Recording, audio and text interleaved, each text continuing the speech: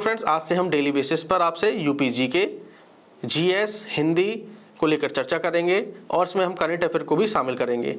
Daily basis पर हम आपके लिए इंपॉर्टेंट क्वेश्चन लेकर आएंगे, उसको आप नोट डाउन करेंगे साथ साथ। चलिए हम आज से शुरुआत करते हैं। आज हमारी पहली क्लास है। चलिए, पहला क्वेश्चन है, हर्षवर्धन के सोने के पृष्ठभाग पर किसका अंकन है? तो लिखिए शिव और पार्वती का।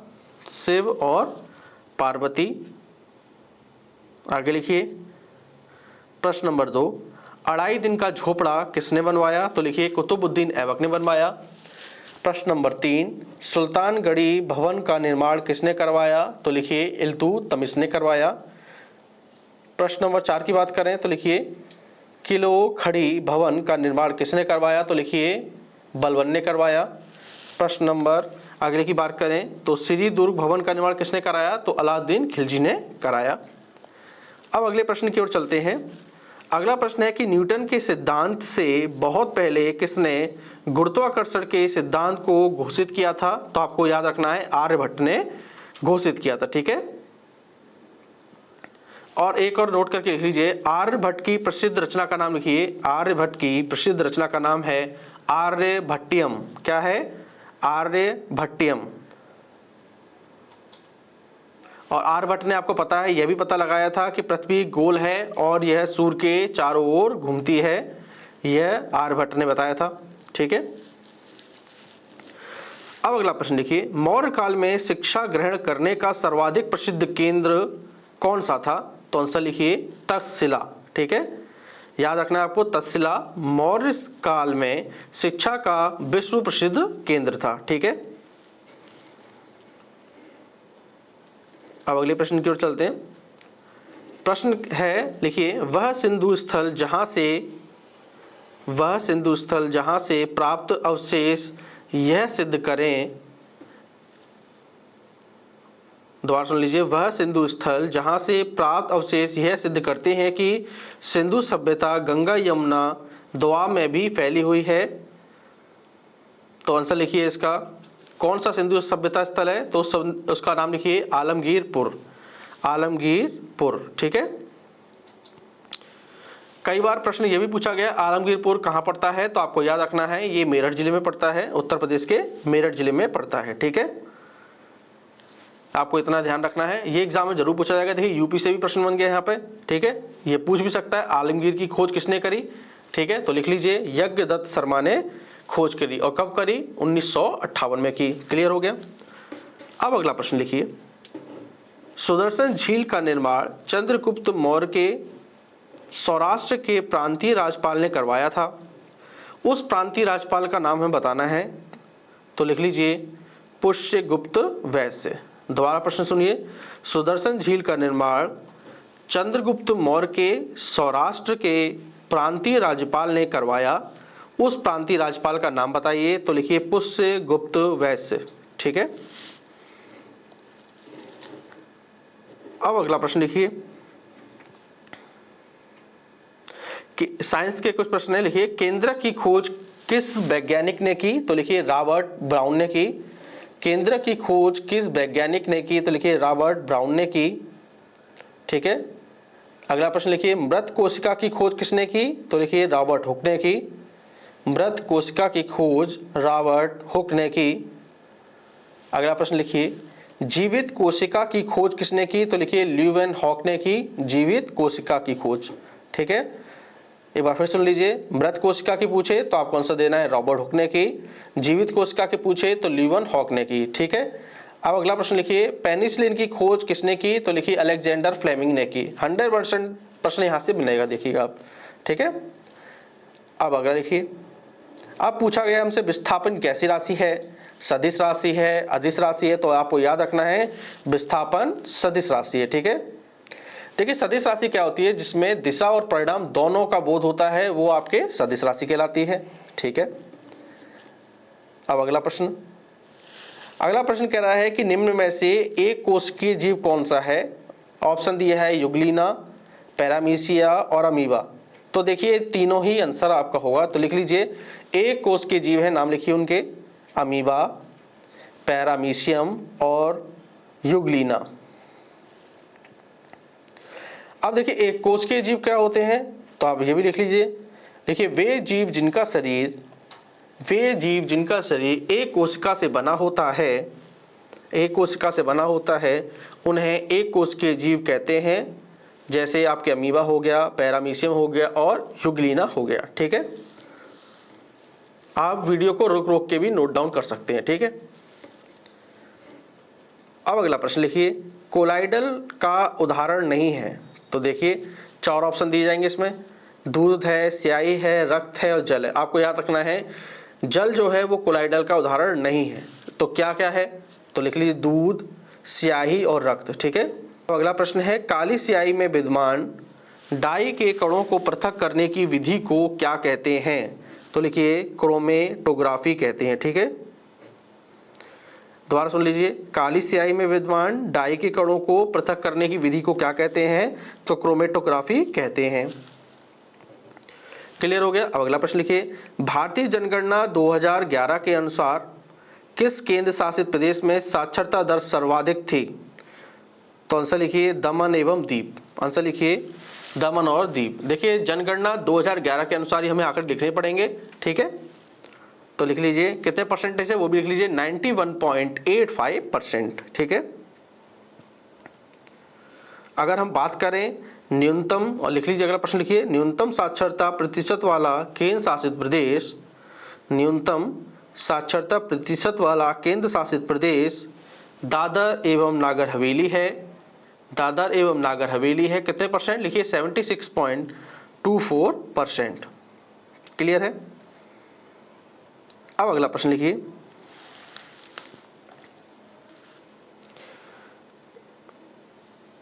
अब प्रश्न काफी इंपॉर्टेंट है, कई बार एग्जाम में पूछा गया है कि नीलगिरी जैव मंडल निचय का विस्तार किन राज्यों में है। नीलगिरी जैव मंडल निचय का विस्तार किन राज्यों में है। तो आंसर लिखिए तमिलनाडु, केरल और कर्नाटक में। ठीक है, नीलगिरी जैव मंडल कहाँ कहाँ फैला हुआ है, तो लिख लीजिए तमिलनाडु, केरल और कर्नाटक में फैला हुआ है। क्लियर है।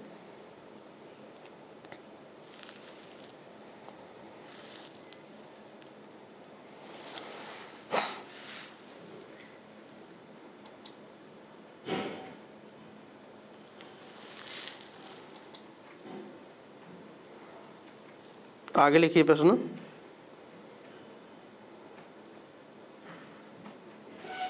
लिखिए नाइट्रोजन और ऑक्सीजन गैस वायुमंडल के लगभग कितने प्रतिशत आयतन को घेरे हुए है। तो आपको याद रखना है, आपको नाइट्रोजन भी पता होना चाहिए और आपको पता होना चाहिए ऑक्सीजन कितनी है। ठीक है, तो नाइट्रोजन आपको पता है कितनी है, लिख लीजिए 78.03। ठीक है, और ऑक्सीजन की बात करें तो कितनी है 20.99%, लगभग 21%।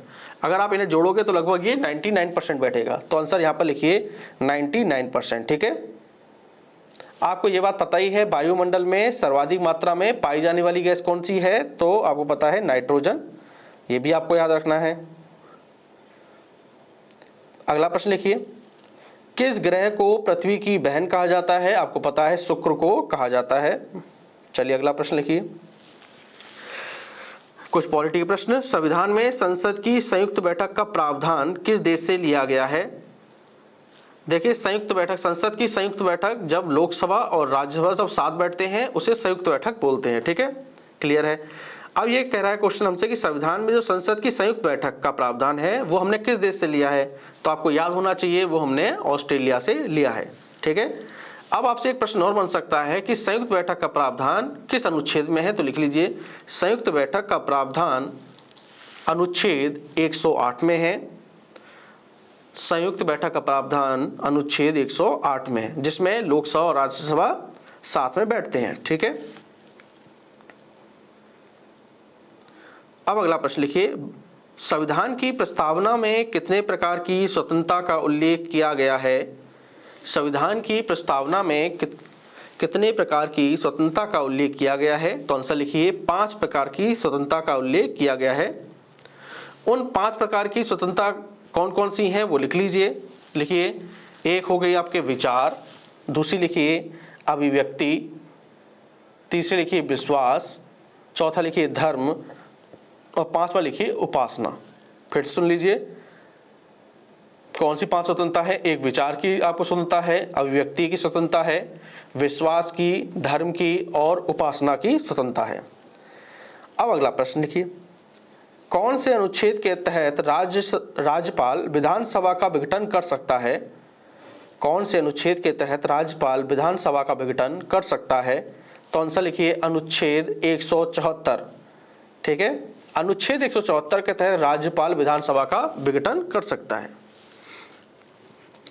अब अगला प्रश्न यूपीजी कैसे लिखिए, उत्तर प्रदेश की प्रथम महिला मुख्यमंत्री कौन थी? तो आंसर लिखिए सुचेता कृपलानी। कौन थी? सुचेता कृपलानी। ये उत्तर प्रदेश की पहली महिला मुख्यमंत्री थी। इनका कार्यकाल लिख लीजिए 2 अक्टूबर 1963 से 2 अक्टूबर 1963 से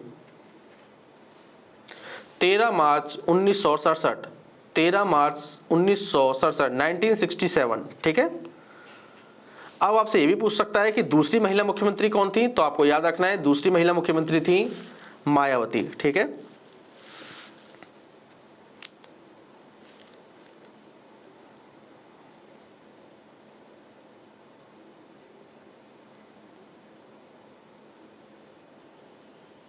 प्राथमिक घाटा क्या होता है? देखिए फॉर्मूला पूछ सकता है एग्जाम में आपसे इकोनॉमी में, तो लिख लीजिए प्राथमिक घाटा क्या होता है। लिख लीजिए सकल राजकोषीय घाटे में से, सकल राजकोषीय घाटे में से ब्याज भुगतान को घटाने से सकल प्राथमिक घाटा प्राप्त होता है। सीधे सीधे फॉर्मूला लिख लीजिए, प्राथमिक घाटा बराबर राजकोषीय माइनस ब्याज भुगतान। ठीक है, चलिए काफी इंपॉर्टेंट प्रश्न है। अगला लिखिए, यूपीआई द्वारा एक दिन में अधिकतम कितनी धनराशि का हस्तांतरण किया जा सकता है? तो लिखिए 1 लाख रुपए का हस्तांतरण किया जा सकता है। ठीक है, न्यूनतम से लेकर अधिकतम लिखिए 50 रुपए से लेकर 1 लाख रुपए तक का। ठीक है,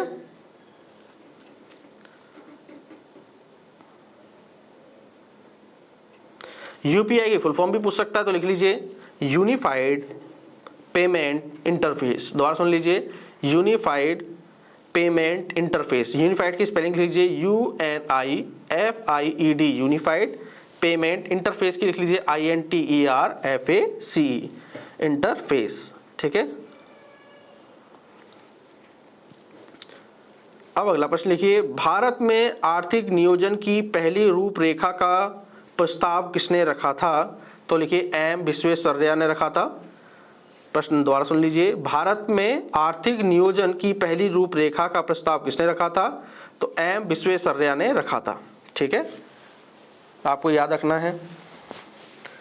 इनकी एक पुस्तक है, उसका नाम लिख लीजिए planned economy of India. Planned economy of India. ठीक है,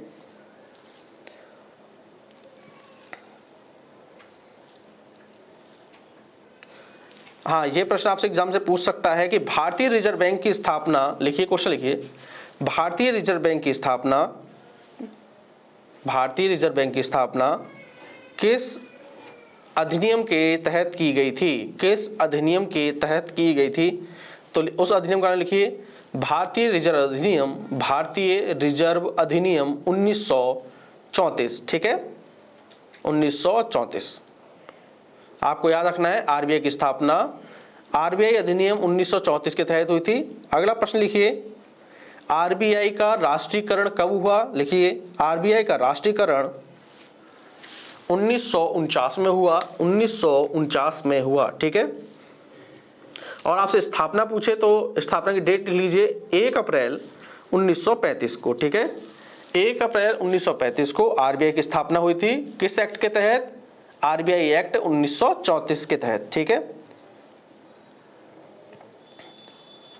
अगला प्रश्न लिखिए, भारत में 1 रुपए का नोट किस मंत्रालय द्वारा जारी किया जाता है? भारत में 1 रुपए का नोट किस मंत्रालय द्वारा जारी किया जाता है? तो लिखिए वित्त मंत्रालय द्वारा जारी किया जाता है।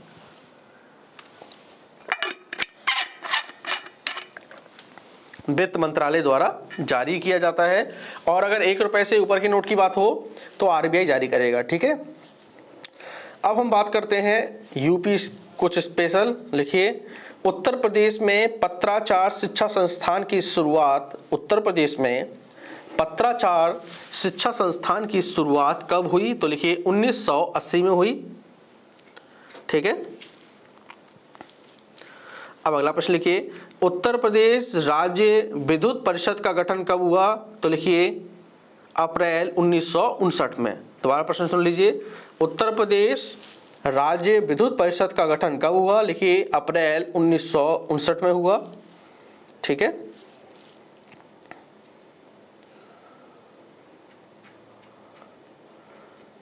देखिए एक प्रश्न इंपॉर्टेंट बन सकता है कि उत्तर प्रदेश के जो वर्तमान मुख्यमंत्री हैं योगी आदित्यनाथ, अगर हम क्रम के अनुसार बात करें तो वो कौन से नंबर के हैं? तो आपको याद रखना है 32वें नंबर के मुख्यमंत्री ने। ठीक है, 32वें नंबर के मुख्यमंत्री हैं, याद रखना है आपको। ठीक है, जब 2017 में उन्होंने शपथ ली थी तब की बात हम बता रहे हैं। ठीक है। अब अगला प्रश्न लिखिए, काफी इंपॉर्टेंट है। उत्तर प्रदेश में पिछला वाला प्रश्न भी इंपॉर्टेंट था और देखिए जितने भी प्रश्न हो रहे हैं ये सभी इंपॉर्टेंट हैं। ठीक है, इनको आप नोट डाउन जरूर करिए। जब तक आपका एग्जाम होगा उससे पहले हम आप कंप्लीट कर लेंगे सारा कोर्स। ठीक है, मैथ्स और रीजनिंग के कोर्स क्वेश्चन जो हैं वो हम आपको बोर्ड पर कराएंगे। ठीक है, बाकी जीएस हो गई, हिंदी हो गई, ठीक है, और आपके यूपी हो गई और आपके करंट अफेयर, इन सभी को हम आपको थ्रू आउट कराएंगे। ठीक है, बोलते हुए कराएंगे। चलिए अगला प्रश्न लिखिए, आपको डेली बस नोट डाउन करना है और इनको एक बार रिवीजन करना है। ठीक है, और देखिए तैयारी करने का एक शेड्यूल बना लीजिए अपना। अभी आपके पास ये अच्छी अपॉर्चुनिटी है, लगभग 50,000 60,000 की लगभग भर्तियां हैं। तो आपको क्या करना है, तो आप एक शेड्यूल बना लीजिए कि अगर आप सुबह 7 बजे उठ रहे हैं या 8 बजे उठ रहे हैं तो एक बैठने की सिटिंग का बना लीजिए कि हमें 7 बजे उठ रहे हैं तो लगभग हमें 3 से 4 घंटे बैठकर पढ़ाई करनी है। ठीक है, अगर आप सुबह के 3 से 4 घंटे निकाल लेते हैं, फिर 2-3 घंटे रेस्ट कर लेते हैं। मान लीजिए आपने 7 बजे से पढ़ाई करी, ठीक है, 7 बजे से लेकर आपने 10 बजे तक पढ़ाई करी, 3 घंटे हो गए। उसके बाद आप रेस्ट करिए, घूमिए फिरिए। 12 बजे से फिर 2 बजे तक बैठ जाइए, फिर आपके 2 घंटे हो गए, 5 घंटे हो गए। 2 बजे से लेकर आप 4 बजे तक रेस्ट करिए, कुछ मत करिएगा। ठीक है, रेस्ट करिएगा केवल। ठीक है, 4 बजे से लेकर आप 7 बजे तक बैठ जाइए पढ़ने के लिए। तो देखिए आप क्या करेंगे, टाइम को अगर बांट के चलेंगे तो आपकी ज़्यादा अच्छे से पढ़ाई होगी। ठीक है, इकट्ठे बैठने से अच्छा है टाइम को बांट लीजिए। पहली सिटिंग लीजिए 3 घंटे की, फिर 2 घंटे की, फिर 2 घंटे की, फिर 3 घंटे कर दीजिए। डेली आप देखेंगे 8 से 10 घंटे पढ़ सकते हैं आप। ठीक है ना, इस तरीके से आप करेंगे तो आपका एग्जाम कंफर्म निकलेगा। ठीक है, लेकिन आपको डेली बेसिस पे 8 घंटे तो देने ही पड़ेंगे। ठीक है ना, क्योंकि कॉम्पिटिशन बहुत ज़्यादा हार्ड हो चुका है, लेकिन आप आसानी से कर सकते हैं। आपको कुछ नहीं करना है, हम इंपॉर्टेंट क्वेश्चन आपको डेली लिखाएंगे, उन्हें रिवीजन कर लीजिएगा। ठीक है, चलिए तो अगला प्रश्न लिखिए, उत्तर प्रदेश में प्रथम रेलगाड़ी कब चलाई गई थी? तो लिखिए 1859 में। 1859 में उत्तर प्रदेश की बात हो रही है यहाँ पर। ठीक है, अगर हम भारत की बात करें तो लिखिए भारत में प्रथम रेल, अच्छा ये पूरा प्रश्न लिख लीजिए, उत्तर प्रदेश में प्रथम रेलगाड़ी कब चलाई गई? तो लिखिए 1859 में चलाई गई, मार्च 1859 में। ये भी पूछ सकता है आपसे कहां से कहां तक, तो लिख लीजिए इलाहाबाद से कानपुर तक चलाई गई, इलाहाबाद से कानपुर तक चलाई गई। अगला प्रश्न लिख लीजिए, भारत में प्रथम रेल, आपको पता ही है भारत में प्रथम रेल कब चलाई गई? 1853 में चलाई गई। कहां से कहां तक? मुंबई से थाने तक चलाई गई। ये प्रश्न आप जानते ही हैं। अब अगला प्रश्न है कि बेतवा तथा यमुना नदी का संगम, बेतवा तथा यमुना नदी का संगम कहां होता है? तो लिखिए हमीरपुर। ठीक है, कहां होता है? हमीरपुर। ठीक है, हमीरपुर।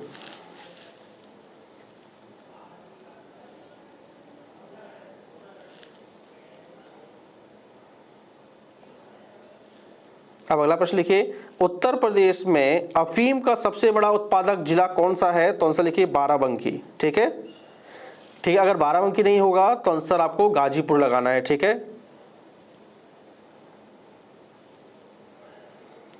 उत्तर प्रदेश में अफीम का सबसे बड़ा उत्पादक जिला है बाराबंकी। ठीक है, अब अगला प्रश्न लिखिए, अटल बिहारी वाजपेयी आवासीय विद्यालयों की स्थापना किस राज्य में की जाएगी? तो आपको पता ही है उत्तर प्रदेश में की जाएगी। ठीक है, अब अगला प्रश्न लिखिए,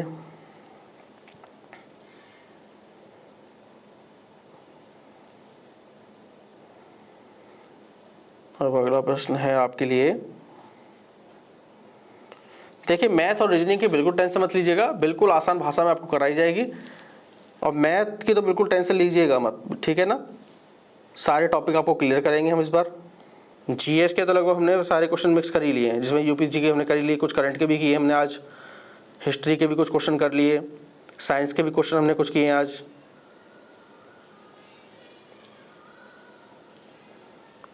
अब हम हिंदी के कुछ इंपॉर्टेंट क्वेश्चन कर लेते हैं, वो ठीक रहेगा, ठीक है ना।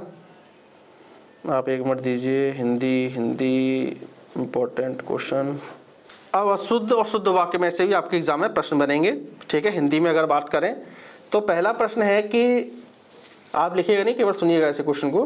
निम्नलिखित प्रश्न में 4 विकल्पों में से उस सही विकल्प का चयन करें जो अशुद्ध वाक्य के शुद्ध रूप का सबसे अच्छा विकल्प है। लिखा है हमें 4 दिल्ली विश्वविद्यालय के लड़के पकड़े गए, 4 दिल्ली विश्वविद्यालय के लड़के पकड़े गए। इसे सही करेंगे तो क्या होगा, लिख लीजिए, चलिए लिखिए। 4 दिल्ली, वाक्य लिखिए, 4 दिल्ली विश्वविद्यालय के लड़के पकड़े गए। इसे आपको क्या करना है, क्रम से लगाना है।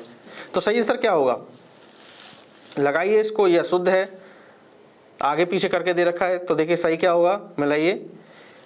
दिल्ली विश्वविद्यालय के 4 लड़के पकड़े गए, दिल्ली विश्वविद्यालय के 4 लड़के पकड़े गए, ये इसका सही होगा। समझ रहे हैं ना आप। इस तरीके से आपको हिंदी में 1 नंबर का या 2 मार्क्स के प्रश्न आने वाले हैं आपके, ठीक है। आपको पता ही है 2 मार्क्स का एक क्वेश्चन 2 मार्क्स का होगा और नेगेटिव 0.5 होगी आपकी, पता ही है आपको, ठीक है। इस बात का ध्यान रखना है आपको। तो ये आपके 2 नंबर यहाँ से कंफर्म हो जाएंगे, ठीक है। जैसे हमने कहा सिंधु उर्मी शब्द का संधि क्या होगा, तो सिंधु उर्मी का संधि क्या होगा, सिंधु प्लस उर्मी, ठीक है। सिंधु प्लस उर्मी लिख लीजिए, सिंधु उर्मी का सिंधु प्लस उर्मी, ठीक है।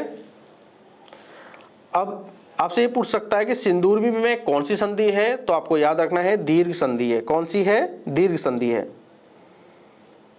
अब अगला लिखिए, एकाएक लिखिए, अगला क्वेश्चन लिखिए हिंदी में, एकाएक शब्द में कौन सा समास है, एकाएक शब्द में कौन सा समास है, तो लिखिए अव्ययी भाव समास है, अव्ययी भाव समास है।